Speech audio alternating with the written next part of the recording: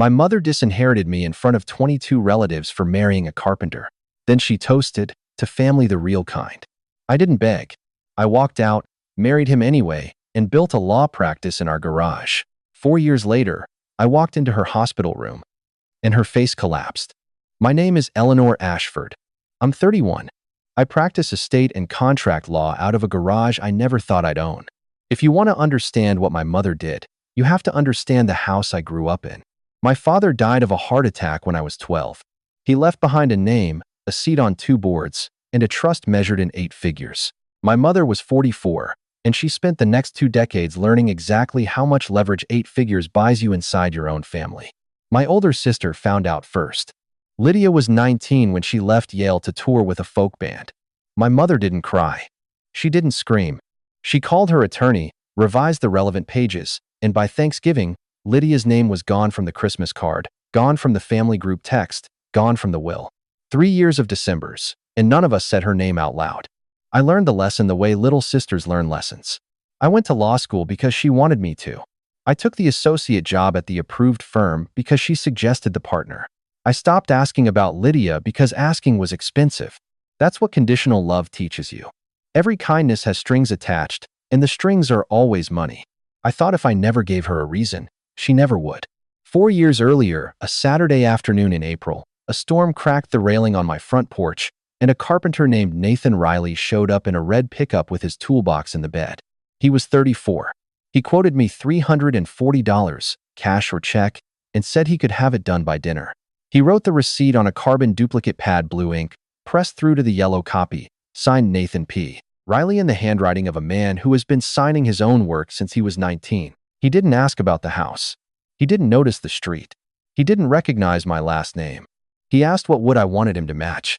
I stood on my own porch that afternoon and watched him measure twice and cut once, and somewhere between the first cut and the last nail I realized I had been inside my mother's house my whole life. Even in my own home, I kept the carbon copy of that receipt in my desk drawer.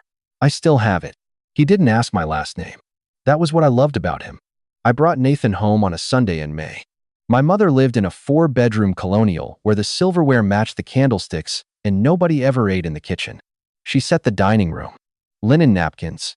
2 wine glasses per person. Nathan had worn a button-down and new jeans. He shook my mother's hand and said, "Mrs. Ashford, thank you for having me." And she smiled at him the way she smiled at the kitchen staff. She asked him what his father did. She asked him where he'd gone to school. She asked whether his business was incorporated or just a sole proprietorship, dear. And when he answered politely, clearly, in the voice of a man who has answered harder questions on job sites, she nodded the way someone nods at a forecast they already discounted. Nathan was gracious. He complimented the wine. He told her the dining room crown molding was hand-cut, and she said, "Yes, I imagine you would notice that."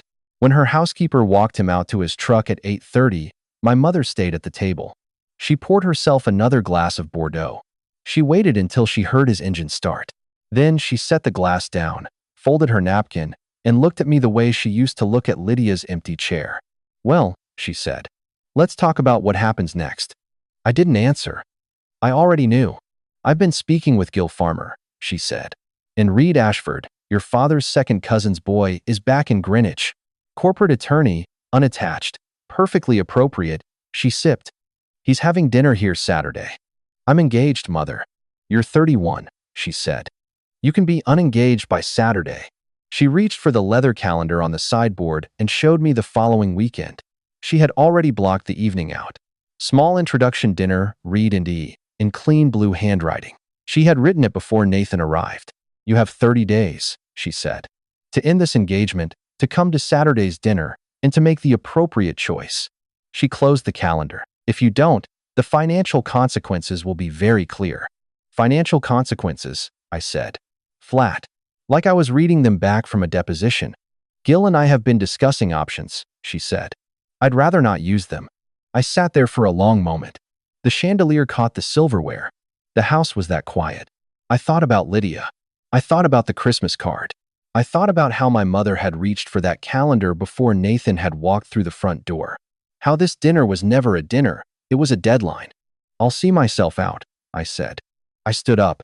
I put my napkin on the table, not on the chair. I walked through her foyer and past her lilies and down her brick steps, and I did not slam her front door, because slamming a door is what a child does, and I was done being one in her house. 30 days, or the financial consequences will be very clear. 3 weeks after that Sunday, my firm sponsored a table at a pediatric hospital gala in Midtown. Black tie.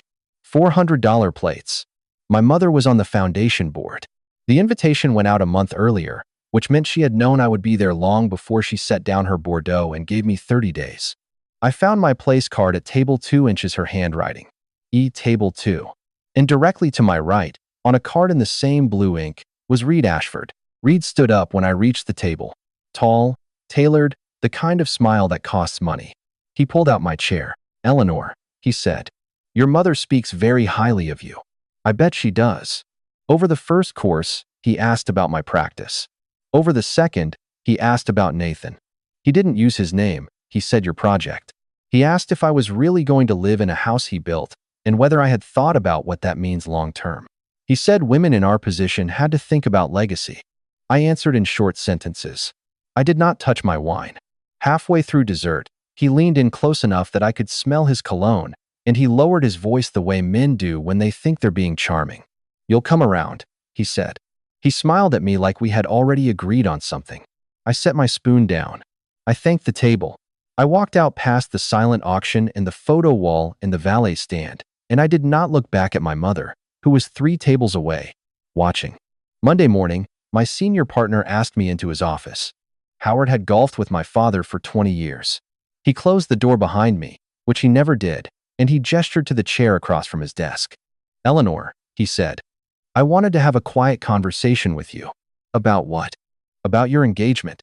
He folded his hands. "I think very highly of you. Your work is excellent. But your mother is a significant referral source for this firm, and she's raised some concerns about professional alignment." "Professional alignment." "The optics, Eleanor. Clients in this practice expect a certain kind of associate. That's just the reality." He paused. "I'd like you to think carefully about the decision you're making. For your own sake." He slid a manila folder across the desk. Inside was my most recent review. Someone had written professional alignment concerns in the margin in pencil. Not Howard's handwriting. The partner meeting had already happened without me in the room. I sat there for a moment. I looked at the pencil note. I looked at Howard's face, and I saw exactly the kind of man my mother had chosen to make this call. "Thank you for the conversation," I said. I stood up. I walked back to my office. I closed my door. I sat down at my desk, and I started pricing office furniture in my head. A decent second-hand desk, around $140. A used law library, maybe $600, a printer and a VoIP line. A separate business checking account. A garage. I already had a garage. My mother had just shown me she could reach into my career the same way she had reached into Lydia's name on a Christmas card. If I stayed silent for 30 more days, she'd have my practice too. My mother's 65th birthday was 2 weeks later, the first Saturday of June. 22 relatives. The long dining room at her country club. 2 tall candelabras at the head of the table, the silver ones my grandmother had brought over from England. Linen, Bordeaux. Place cards in her handwriting. I went because Aunt Macy begged me to. She said my mother had been unwell lately and needed family around her. She said it would mean a lot. She said nothing would happen. I believed her, which was the last time for a while that I believed anything from that side of the family. Gil Farmer was seated at my mother's right. Tuxedo. Leather portfolio on the chair beside him, the kind of state attorneys carry when paperwork is expected. Between the main course and the cake, my mother stood up. She tapped her glass with her butter knife. The room went quiet the way rooms go quiet when the hostess rises. She thanked everyone for coming. She talked about my father. She talked about legacy.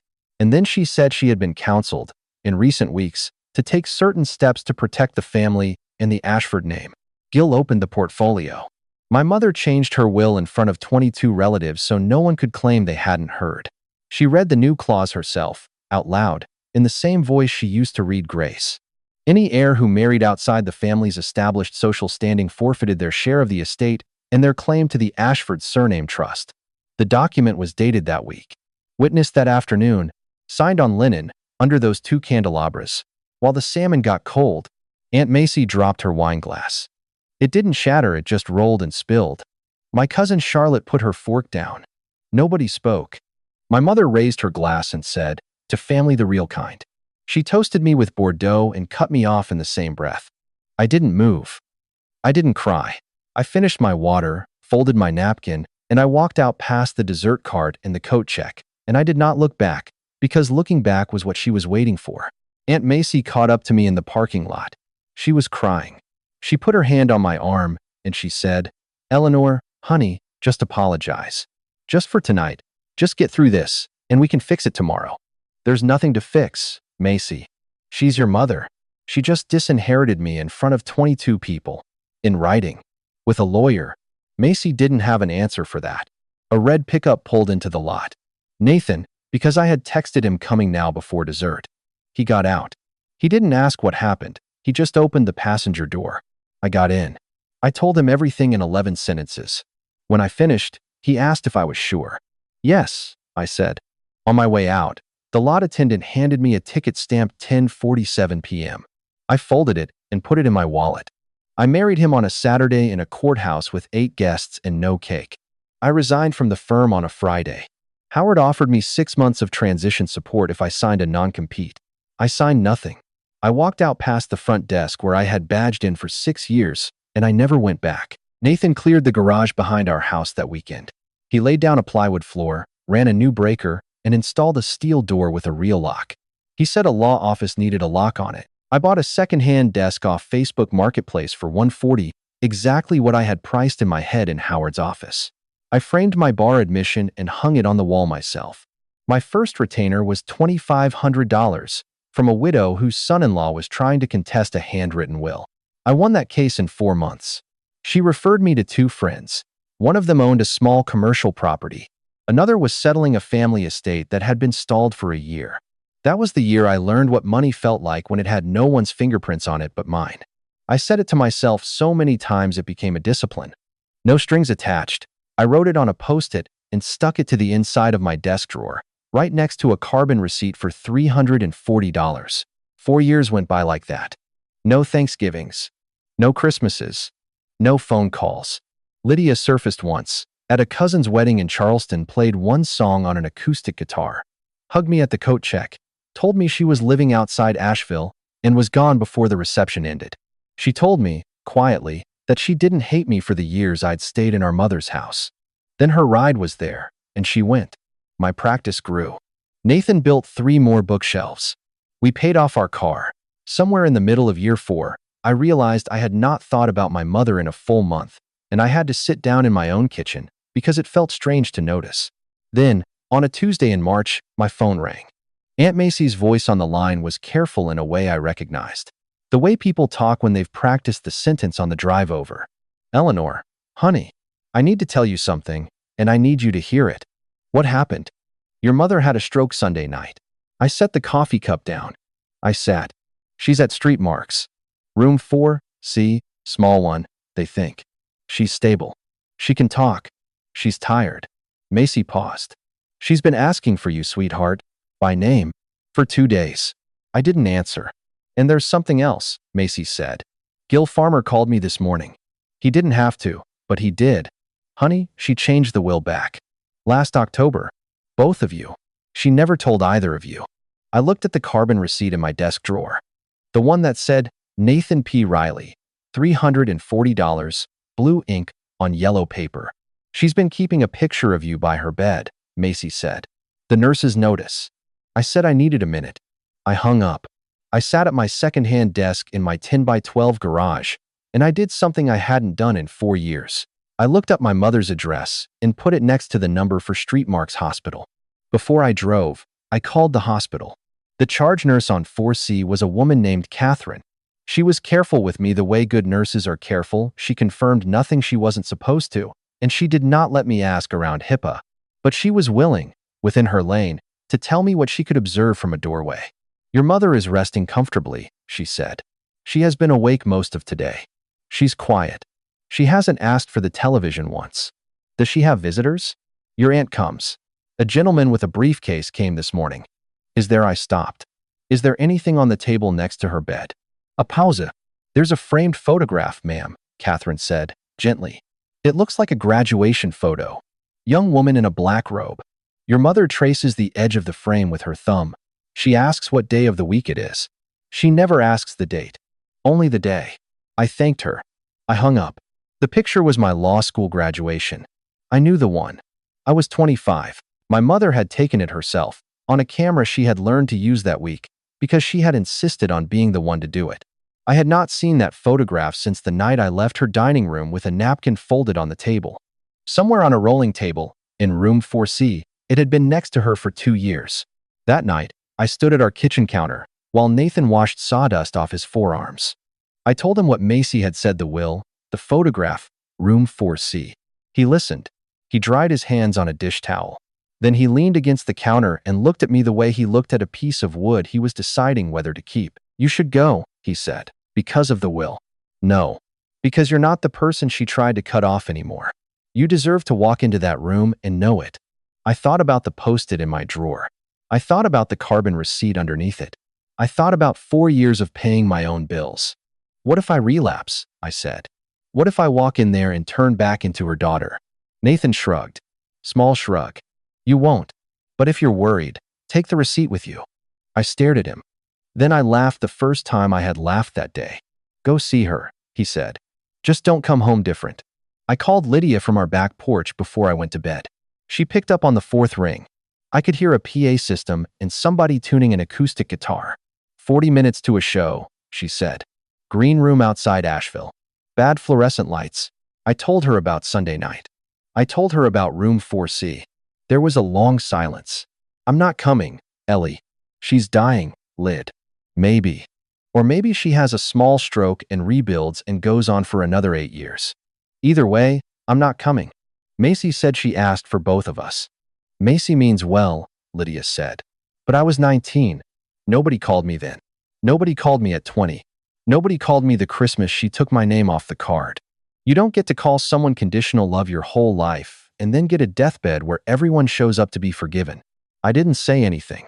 I'm glad she's giving you the will back, Lydia said. I really am. But if she wants me, she can outlive her apology. I drove to Street Marks the next afternoon.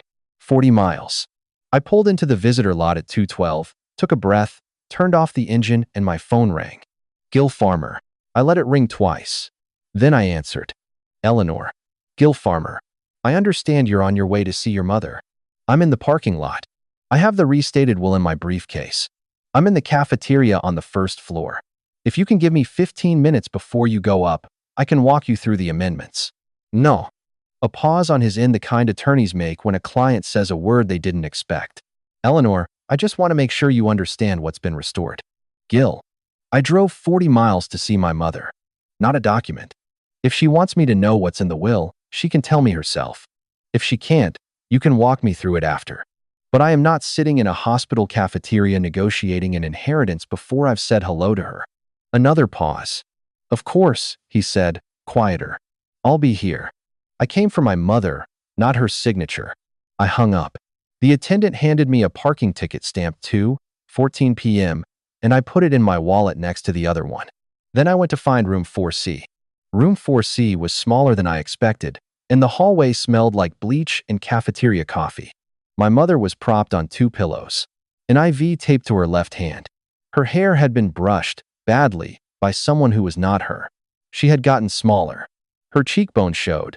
Her mouth was slightly uneven on one side. On the rolling table beside her bed, just as Catherine had said, sat the graduation photograph in a chipped plastic frame. She saw me in the doorway, and her face did something I had never seen it do. It collapsed. She reached. Her right hand, the one without the IV, came off the blanket in a slow curl toward me. I walked to the bed. I did not take her hand yet. Eleanor, she said. Scraped. Slow. I was afraid. Of what? I was protecting. She stopped. She tried again. I was trying to protect the family. No, Mother. I sat down in the chair beside her. I kept my voice quiet and even, the way I keep it in mediation. You were afraid. That's different. Her eyes filled. She did not argue. For the first time in my life, she did not reframe. I know, she whispered. I took her hand then. The door opened 20 minutes later. Lydia stood in the frame in a denim jacket and boots, a guitar case slung over her shoulder. Aunt Macy was behind her, coat still on. My mother made a sound I had never heard before, not a word. Just a sound. She covered her face with her IV hand. Lydia did not move toward the bed. She set the guitar case gently against the wall. She looked at our mother for a long moment. Then she walked to the chair across from mine and sat down. "I'm here," Lydia said. "That's all you get." My mother nodded, IV hand still over her face. Aunt Macy took a breath the kind people take before saying something they've been carrying for a long time. "June," she said, "you were wrong. We all were. I should have said it at that birthday dinner. I didn't. I'm sorry." My mother let her hand fall. She looked at Macy. And Macy, who had spent 40 years managing every room she walked into, did not look away. The power of money had held that room for 4 decades. In that moment, it didn't. Gil Farmer came in at my mother's gestured request. Tuxedo gone, gray suit now, leather portfolio under his arm. He read the addendum in a quiet, clinical voice. Short paragraphs. Legal language stripped of ceremony. The social standing clause was dissolved.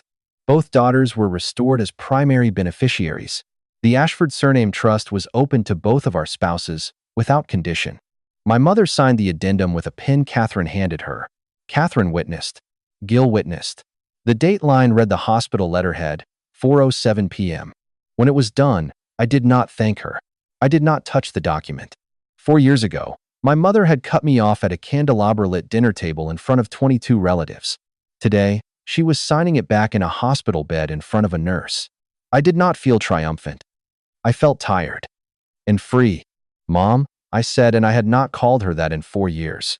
"If you want to leave me anything, leave me the truth. The rest I earned myself." She did not argue. She did not explain. She did not try to take it back. Whatever strings she had attached to love for my entire lifetime, she set them down in that room. My mother closed her eyes and, for the first time in my life, nodded like she had been told. My mother lived another 6 months. I visited on my own schedule. I brought Nathan twice. The second time, she asked him a question about the carpentry trade. What would he like to work with in winter? And he answered her for 20 minutes, and she listened. She died in early autumn. The estate settled cleanly.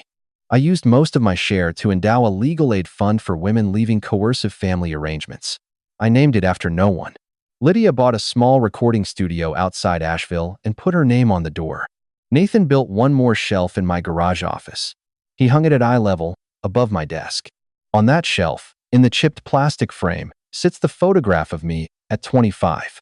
Beside it, the carbon receipt for $340, Nathan P. Riley in blue ink on yellow paper. Beside that, 2 parking tickets, one stamped 10:47 p.m., one stamped 2:14 p.m.